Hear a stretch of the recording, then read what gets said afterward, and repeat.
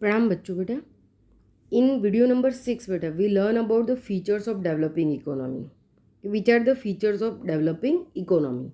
Economy of developed and the developing countries is separated on the basis of per capita income as per the World Development Report of 2004 of World bank.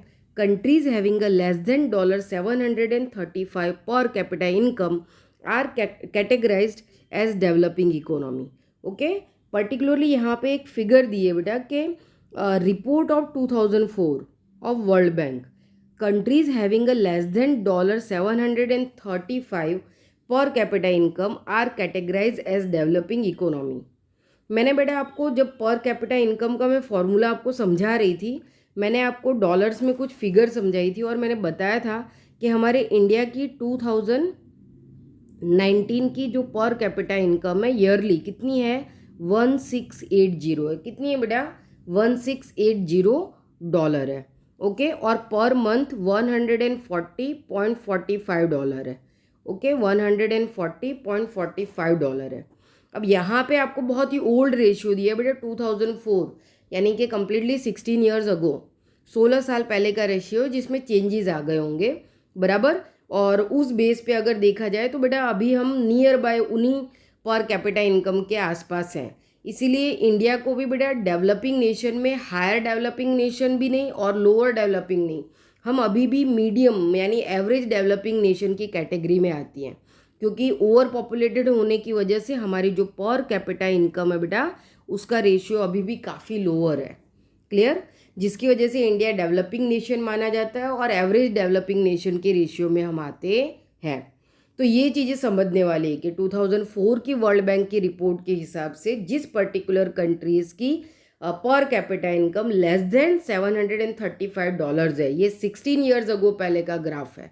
Okay, अभी इसमें काफ़ी बढ़ चुका होगा. तो अभी का जो मैंने 2019 का आपको ग्राफ बताया था, उस ग्राफ में मैंने दिखाया था आपको कि टोटल $1680 है हमारी ईयरली इनकम और पर मंथ $140.45 है. क्लियर? तो यहाँ पे ये पर्टिकुलर जो आपकी प्रेजेंट फिगर है, इससे आपको क्लियर हो गया होगा बेटा कि इंडिया क्यों डेवलपिंग नेशन की स्टेज के अंदर, वो भी एवरेज डेवलपिंग नेशंस में आता है, ना कि हायर डेवलपिंग नेशंस में. क्लियर? तो यहाँ पे देखो बेटा कि फीचर्स क्या है, क्यों डेवलपिंग नेशंस बेटा इनका इकोनॉमिकल ग्रोथ रेट इतना लो रहता है. तो उसके बहुत सारे रीज़न है, जैसे कि फर्स्ट उसकी लेस पर कैपिटा इनकम, बराबर, जिससे अभी हमने शुरुआत की कि national income of the developing countries is less while the population growth rate is high. Clear बेटा? National income is less while the population is high, बराबर. ये सिंपल जो मैं पॉइंट्स अंडरलाइन कर रही हूँ ना बेटा, आपको आंसर लर्न करने के लिए यही यूजफुल होंगे. National income is less while the population growth rate is high. So per capita income remains low because of the less per capita income, living standard of people is low.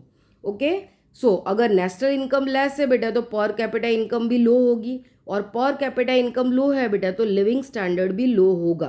Clear? हमने पहले ही जब economic development की definition देखी थी उसमें ही हमने इसको पढ़ा था कि increasing in national income, increasing in पर capita income, increasing in living standard, this is the proper definition of economic development.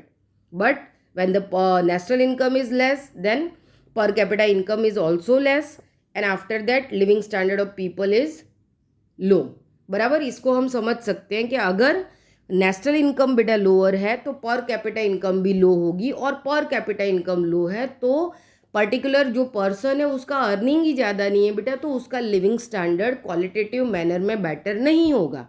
Okay, उसका लिविंग स्टैंडर्ड जिस तरीके से जो क्वालिटेटिव मैनर में जीने वाले जो मेजरमेंट्स हैं वो रेशियोज़ को वो क्लियर नहीं कर सकते. हम चैप्टर नंबर 19 में जब HDI इंडेक्स पढ़ेंगे ना बेटा, तब आपको समझ में आएगा कि एक क्वालिटेटिव मैनर में जो लिविंग स्टैंडर्ड होता है उसके रेशियोज़ क्या है, उसमें एजुकेशन, हेल्थ, फूड सब कुछ आ जाता है जो बेस्ट क्वालिटी का होना चाहिए. लेकिन डेवलपिंग नेशन में ये फुलफिल नहीं हो पाता है.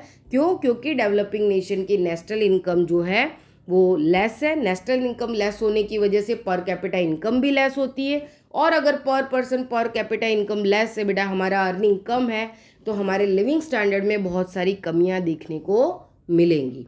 ओके, तो फर्स्ट पॉइंट क्लियर हुआ। अब फर्स्ट पॉइंट का सेकंड पॉइंट से भी रिलेशन है, क्योंकि लिखा है कि ज़्यादातर जो डेवलपिंग नेशन है बेटा, उनका पॉपुलेशन ग्रोथ रेट जो है काफ़ी हाई होता है, 2% मोर, कम से कम 2% से ज़्यादा। जैसे इंडिया जैसा कंट्री बेटा, हमारा कंट्री, हमारे यहाँ 2 से 2.5 करोड़ लोग एवरी ईयर, बराबर ना, इतने न्यू बॉर्न बेबीज आते हैं, यानी कि पॉपुलेशन में 2.5 करोड़ लोग हर साल बढ़ते हैं।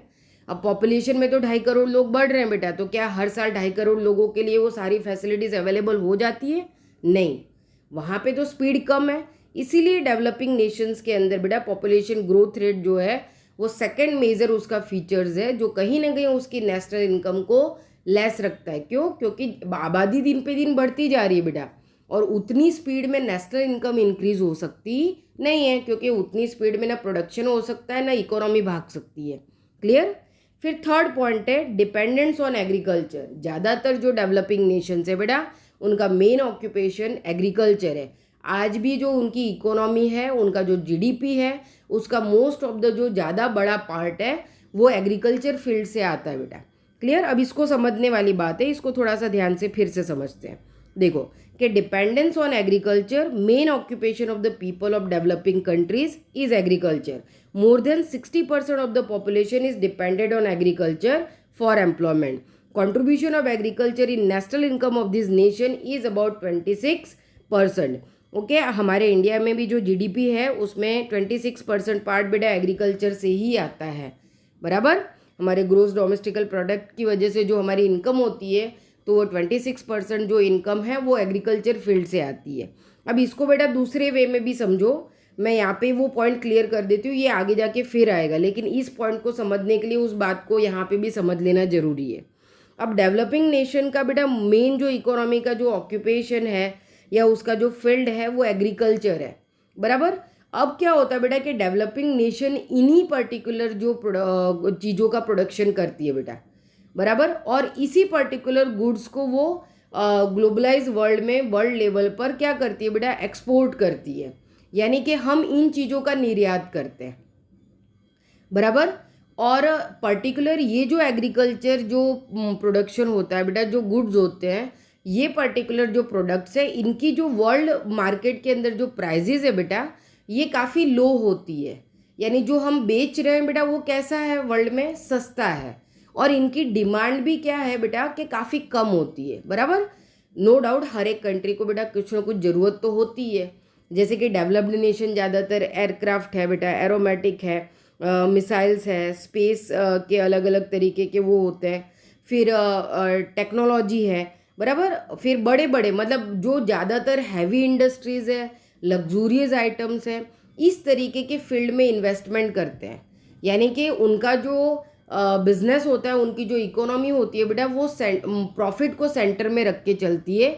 यानी कि ज़्यादातर वो इन्वेस्टमेंट हैवी इंडस्ट्रीज़ में करते हैं और फिर प्रॉफिट कमाते हैं। लेकिन डेवलपिंग नेशन जो ज़्यादातर बेटा एग्रीकल्चर के ऊपर डिपेंडेड है, तो वहाँ पे जो उनकी जो इकोनॉमी है उसमें जो ज़्यादातर इंडस्ट्रीज़ है या जो वर्कआउट होता है वो एग्रीकल्चर के आसपास ही होता है। वो वर्ल्ड मार्केट के अंदर जो चीज़ें सप्लाई करते हैं उसमें भी 50% एग्रीकल्चर से रिलेटेड होता है, जिसकी वर्ल्ड मार्केट में डिमांड भी कम होती है और इसका प्राइस भी काफ़ी चीप यानी कि सस्ता होता है। तो जब हम सस्ता बेच रहे हैं बेटा, तो हमको फ़ायदा, प्रॉफिट तो ज़्यादा मिलेगा नहीं। लेकिन सामने हम क्या करते हैं, हम जो चीज़ें दुनिया से खरीदते हैं बेटा, हम जो परचेज़ कर रहे हैं वो बहुत महंगा है। हम एयरक्राफ्ट लेते हैं, हम मिसाइल्स लेते हैं, ठीक है, हम टेक्नोलॉजिकल वे में बहुत सारी चीज़ें हैं, वो चीज़ें एक तरीके से हम हमारे देश में इंपोर्ट करते हैं और हम दुनिया से खरीद रहे हैं महंगा। यानी कि हम हमारी जो इनकम है उसका जो खर्च करते हैं बेटा, वो महंगी चीज़ों को खरीदने के लिए करते हैं। और हमारी जो खुद की इनकम है, यानी हम जो ग्लोबलाइज वर्ल्ड में बेचते हैं, वो हम सस्ती चीज़ें बेच रहे हैं, बराबर। यानी कि हमारी जो इनकम है बेटा वो इनबैलेंस हो जाती है, हमारा खर्च हमारी इनकम से ज़्यादा बढ़ जाता है। तो हमको हमारा जो ये एक्सपोर्ट इंपोर्ट वाला फॉर्म है, इसको बैलेंस करने की ज़रूरत यहाँ पे पड़ जाती है। तो यहाँ पे हम देख सकते हैं कि हम एग्रीकल्चर पे डिपेंडेड है बेटा, पॉपुलेशन का भी 60% पार्ट जो है इसी फील्ड के ऊपर एम्प्लॉयमेंट के लिए डिपेंडेड होता है। फोर्थ नंबर देखो बेटा कि unequal distribution of income. Unequal distribution of income and factors of production is seen in developing countries. This inequality is seen in the cities as well as the villages. 20% rich people of the country share the 40% of the national income and the poorest 20% of people share the 10% of the national income. This concentration of income and property is seen in the hands of rich people in developing economy.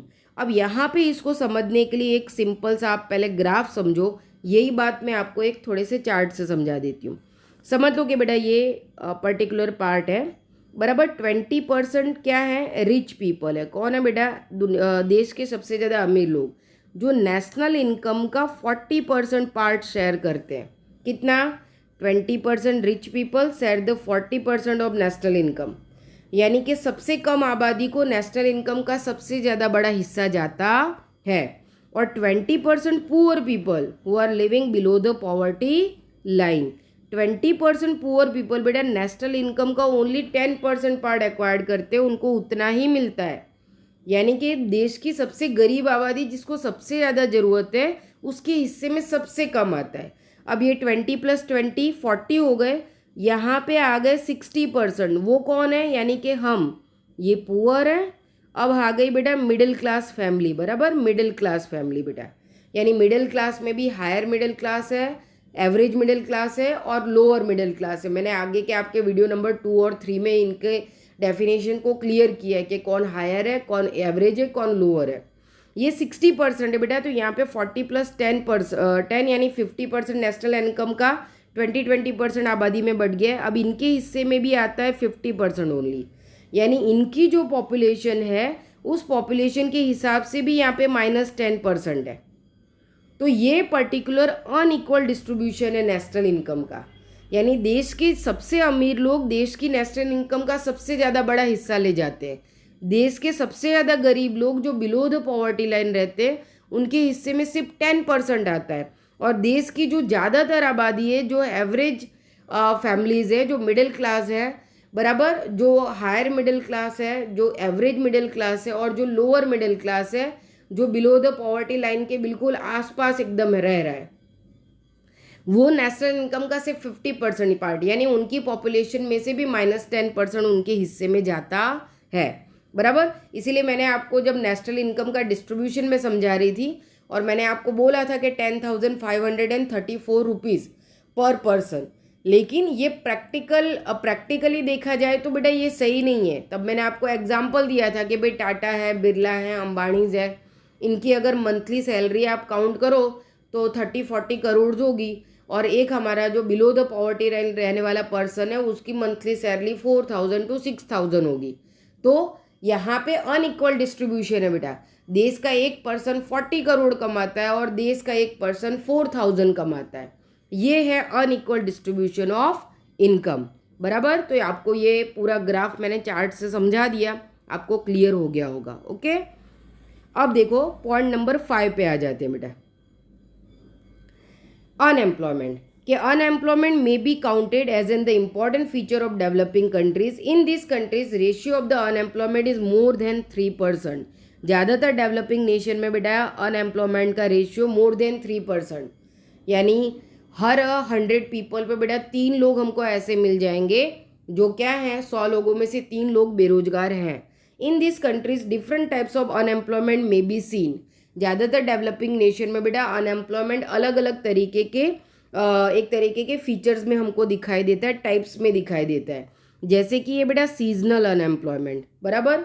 हमारे country में बहुत सारे business ऐसे हैं बेटा जो season के ऊपर डिपेंडेड है. हम इसमें बहुत सारे एग्रीकल्चर के भी ले सकते हैं, जैसे एग्रीकल्चर में भी हमारे यहाँ सीजनल ही है, बराबर. लेकिन उसके साथ साथ जो हमारी कंट्री का कल्चर है ना बेटा, उस कल्चर में भी बहुत सारे सीजनल बिजनेस होते हैं. जैसे काइट है बेटा, राखी बनाने का है. फिर हमारे यहाँ जो वर्शिपिंग का अलग अलग तरीके का फॉर्म है, बराबर, ये भी हम देख सकते हैं. फिर बहुत सारी ऐसी इंडस्ट्रीज़ है बेटा जिसमें सीजन्स के हिसाब से जो डिमांड है बेटा वो बढ़ती रहती है और घटती रहती है. जैसे कि हमारे यहाँ जब भी फेस्टिवल्स वगैरह आते हैं बेटा तो आपने देखा होगा कि कपड़ों की, क्लोथ की डिमांड बहुत बढ़ जाती है. तो उस समय क्या होता है कि दिवाली का टाइम पीरियड है, ये अगस्त का जो मंथ आ रहा है, तब आप देखो कि जो शॉप है बेटा उसके अंदर पाँव रखने की जगह नहीं होती है. जहाँ पे डेली इनके पास मुश्किल से पूरे दिन भर में 10 कस्टमर जाते होंगे, उस टाइम पीरियड में उनके यहाँ दिन में कम से कम 50 से 100 कस्टमर आते होंगे। तो बहुत सारा एम्प्लॉयमेंट हमारे यहाँ सीजनल है बेटा, सीजन पे डिपेंडेड है। एग्रीकल्चर में भी ऐसा है बेटा, हमारा एग्रीकल्चर के अंदर भी ज़्यादातर अभी भी हमारे इंडिया का एग्रीकल्चर 40% इरीगेशन पे और 60% अभी भी रेन पे डिपेंडेड है, यानी सीजनल फार्मिंग ज़्यादातर होती है बेटा, और इसकी वजह से अनएम्प्लॉयमेंट का ग्राफ बढ़ जाता है। ये हर एक फैक्टर में, आपको इंडस्ट्रीज हो, एग्रीकल्चर हो, कॉटेज इंडस्ट्रीज हो बेटा, हर एक में आपको सीजनल अनएम्प्लॉयमेंट दिखाई देगा। हमारा कल्चर, हमारी संस्कृति भी इसके साथ जुड़ी हुई है। ओके, हमारे देश में बहुत सारी ऐसी आबादी है बेटा, अब बहुत सारी ऐसी फैमिलीज होगी बेटा जिनको आपने देखा होगा कि पूरे साल पतंग बनाते रहते, पूरे साल राखी बनाते रहते हैं, लेकिन साल के 6 महीने ये 4-5 लोग मिलके बनाते धीरे धीरे, लेकिन जब सीज़न आने लगता है, वो फेस्टिवल आने वाला होता है, तो शुरू लास्ट के 2-3 महीने बहुत काम बढ़ जाता है। दिवाली के टाइम पे क्रैकर्स फैक्ट्री के अंदर कितना काम बढ़ जाता है, जहाँ उन क्रैकर फैक्ट्रीज के अंदर एक तरीके से देखा जाए तो 20-50 के करीब लेबर्स सारे साल भर काम करते होंगे। वहाँ जब दिवाली का टाइम पीरियड आने लगता है बेटा, तो वो 3-4 महीने, लास्ट के 3-4 महीने 50 की जगह 100-200 लेबर्स को वो फैक्ट्री का जो ऑनर है बेटा काम पर लगाता होगा। क्यों? क्योंकि सीज़न आ गया है, अब उनको एबंडेंट वे में प्रोडक्शन करना है। क्यों? क्योंकि डिमांड बढ़ गई है। तो यहाँ पे सीजनल अनएम्प्लॉयमेंट हमको दिखते हैं। फिर बेटा डिस्गाइज्ड अनएम्प्लॉयमेंट। अब डिस्गाइज्ड अनएम्प्लॉयमेंट को समझो बेटा। डिस्गाइज्ड अनएम्प्लॉयमेंट का मतलब होता है बेटा कि ज़रूरत से ज़्यादा एक ही जगह पर लेबर्स का काम करना। इसको समझने के लिए सिंपली समझ लो कि ये एक फील्ड है बेटा, ये एक फार्म है। फार्म में सिर्फ 4 लोगों के काम करने की ज़रूरत है, 4 पर्सन। अगर 4 पर्सन भी फार्म में वर्कआउट कर रहा है बेटा, तो भी वो उतना ही प्रोडक्शन करता है, बराबर, जितना कि 8 पर्सन कर रहे हैं। लेकिन इस फार्म में 8 लोग काम कर रहे हैं। क्यों?